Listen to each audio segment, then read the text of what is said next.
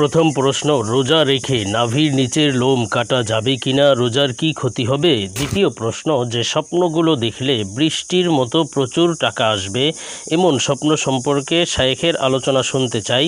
তৃতীয় প্রশ্ন, মহিলাদের সিজদা দেওয়ার সঠিক নিয়ম কি, যে ভুলগুলো মহিলাদের হয় সে ভুলগুলো কি কি? আসসালামু আলাইকুম ওয়া রাহমাতুল্লাহি ওয়া বারাকাতুহু।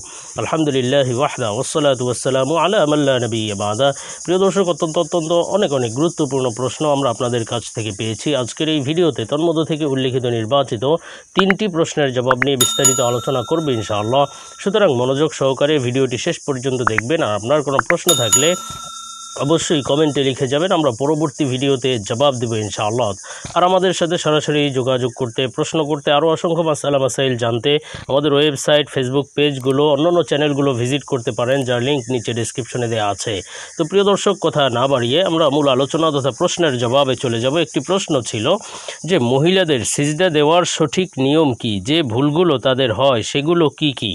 দেখুন প্রিয় দর্শক, মহিলাদের সিজদা দেওয়ার সঠিক নিয়ম সম্পর্কে হাদিস এবং রাসূল সাল্লাল্লাহু আলাইহি ওয়াসাল্লামের আমল, সাহাবায়ে কেরামের আমল, আথার ইত্যাদির মাধ্যমে স্পষ্ট বোঝা যায় যে মহিলাদের সিজদা দেওয়ার সঠিক নিয়ম এটাই, যেটা হানাফি উলামায়ে কেরাম বলে থাকেন। অনেকে বিভিন্ন রকম বলে থাকেন যে পুরুষদের মতো সিজদা দিবে, এগুলো সহি নয়, বরং সহি এটাই যে তারা পুরুষদের থেকে কিছুটা ব্যতিক্রমভাবে সিজদা দিবেন। কেননা মহিলাদের শারীরিক গঠন এবং বিভিন্ন বিষয়ের দিকে খেয়াল করে রাসূল সাল্লাল্লাহু আলাইহি ওয়াসাল্লাম এই আমলের প্রতি ইঙ্গিত দিয়েছেন এবং সাহাবায়ে কেরামও সেই আমলগুলো করেছেন।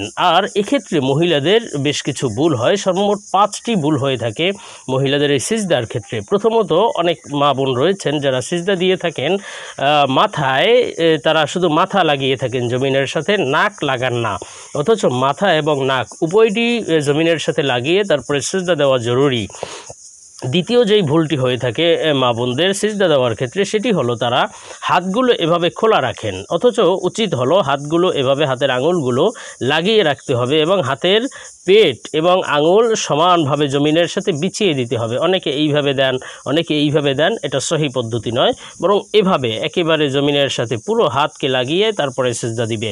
এবং আরেকটি যে ভুল হয়ে থাকে সেটি হলো অনেক মা বোন হাতকে উঁচু করে রাখেন, জমিন থেকে উঁচু করে রাখেন, অথচ মহিলাদের জন্য এক্ষেত্রে একটু পার্থক্য পুরুষদের সাথে, সেটা হলো তারা হাতকে জমিনের সাথে লাগিয়ে রাখবেন, যেন তারা একটু আঁটোসাঁটোভাবে সিজদা দেওয়া হয় তাদের জন্য, এটাই তাদের জন্য জরুরি আমল। তো তারা হাতকে জমিনের সাথে লাগিয়ে রাখবেন। আবার অনেকে হাতকে পাঁজরের থেকে আলাদা করে রাখেন, এভাবে রাখেন, ছড়িয়ে রাখেন, অথচ মা বোনদের জন্য উচিত হলো হাতকে পাঁজরের সাথে লাগিয়ে জমিনের সাথে বিছিয়ে রাখা চাই। এবং আরেকটি হলো হাঁটুকে, অনেক মা বোন হাঁটুকে সোজা করে রাখেন বা এইভাবে সোজা করে পুরুষদের মতো একেবারে সামনে বেড়ে সিজদা দেন, অথচ উচিত হলো তারা পেটকে রানের সাথে লাগিয়ে কাছাকাছি থেকে তারপরে সিজদা দিবে, যেন তারা আঁটোসাঁটো হয়ে কিছুটা জড়সড় হয়ে সিজদা দেওয়া তাদের জন্য হয়। এভাবেই মহিলারা সিজদা দিবে এবং এই ভুলগুলো এড়িয়ে চলবে। তো আমরা এর পরবর্তী প্রশ্নে চলে যাই। একটি প্রশ্ন ছিল যে স্বপ্নগুলো দেখলে বৃষ্টির মতো প্রচুর টাকা আসবে এমন স্বপ্ন সম্পর্কে শায়েখের আলোচনা শুনতে চাই। দেখুন প্রিয় দর্শক, প্রচুর টাকা পাওয়া বা বৃষ্টির মতো টাকা, এগুলো একজন মানুষের মূল মাকসাদ নয়, বরং উদ্দেশ্য হলো দুনিয়াতে সুখ শান্তিতে থাকা বা আল্লাহ তাআলা যেন রহম করমের সাথে আমাদেরকে রাখেন, সেটা। তবে কখনো কখনো আল্লাহ সুবহানাহু ওয়া তাআলা, কখনো দারিদ্রতা আসলে অথবা কখনো অসচ্ছলতা থাকলে, কখনো আল্লাহ এমন কিছু স্বপ্ন দেখিয়ে থাকেন যেগুলোর দ্বারা বোঝা যায় আল্লাহ শীঘ্রই ধন সম্পদ দান করবেন, টাকা পয়সা আসবে ইনশাআল্লাহ, প্রচুর অর্থ সম্পদ লাভ অথবা ধনী হওয়ার আলামত কিছু স্বপ্ন দেখিয়ে থাকেন।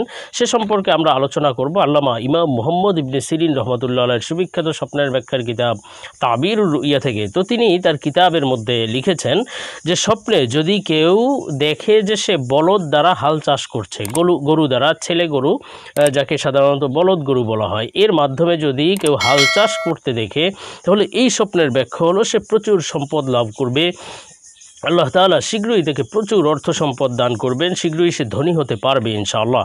আর স্বপ্নে যদি কেউ দেখে যে সে বলদ গরু সাধারণ অবস্থায় দেখলো, হাল চাষ করতে দেখলো না, এর ব্যাখ্যাও হলো যে ওই বছর, যেই বছর সে স্বপ্নটি দেখেছে, ওই এক বছরের মধ্যে আল্লাহ তাআলা তাকে অনেক অর্থ সম্পদ দান করবেন, সুখ স্বাচ্ছন্দ্য দান করবেন, ওই এক বছরের মধ্যে তার জীবন পরিবর্তন হয়ে যাবে ইনশাআল্লাহ।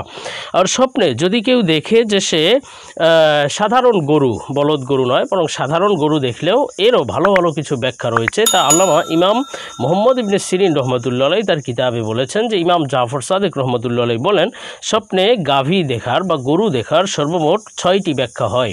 একটি ব্যাখ্যা হলো অনেক অর্থ সম্পদ লাভ করবে, ধন সম্পদ লাভের আলামত। আর একটি ব্যাখ্যা হলো ক্ষমতা লাভের আলামত, আল্লাহ তাআলা তাকে ক্ষমতা প্রভাব প্রতিপত্তি দান করবেন ইনশাআল্লাহ। আর একটি ব্যাখ্যা হলো বুজুর্গি লাভ, তথা সে আল্লাহর প্রিয় হতে পারবে ইনশাআল্লাহ, সে আল্লাহ বলা হতে পারবে, আল্লাহ তাকে ভালোবাসেন। এবং আরেকটি ব্যাখ্যা হলো যে সে ক্ষমতা লাভ করবে। আরেকটি ব্যাখ্যা হলো ভালো ভালো কাজ করতে পারবে এবং ওই বছর তার জন্য শুভ হবে।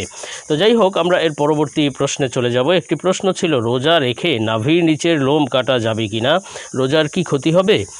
দেখুন প্রিয় দর্শক, রোজা রেখে নাভির নিচের লোম কাটা, নখ কাটা, চুল কাটা অথবা অন্যান্য অবাঞ্ছিত লোমগুলো কাটলে রোজার ক্ষতি হয়, রোজা মাকরু হয়ে যায়, এই ধরনের অনেক কথা অনেকে বলে থাকেন, অথবা রোজা হালকা হয়ে যায় বলে থাকেন। এই কথাগুলো সহি নয়। বরং আপনি রোজা রেখে এই সমস্ত অবাঞ্ছিত লোমগুলো, চুল, নখ ইত্যাদি কাটা আপনার জন্য সম্পূর্ণ জায়েজ রয়েছে। এতে আপনার রোজা হালকা হয়ে যাবে, ক্ষতি হবে, মাকরু হবে, ভেঙে যাবে, বিষয়টি এমন নয়। এই কথাগুলো সহি কোনো কথা নয়। তো প্রিয় দর্শক, আশা করি বিষয়গুলো বুঝতে পেরেছেন। আল্লাহ বুঝার এবং আমল করার তৌফিক দিন। আল্লাহুম্মা আমিন।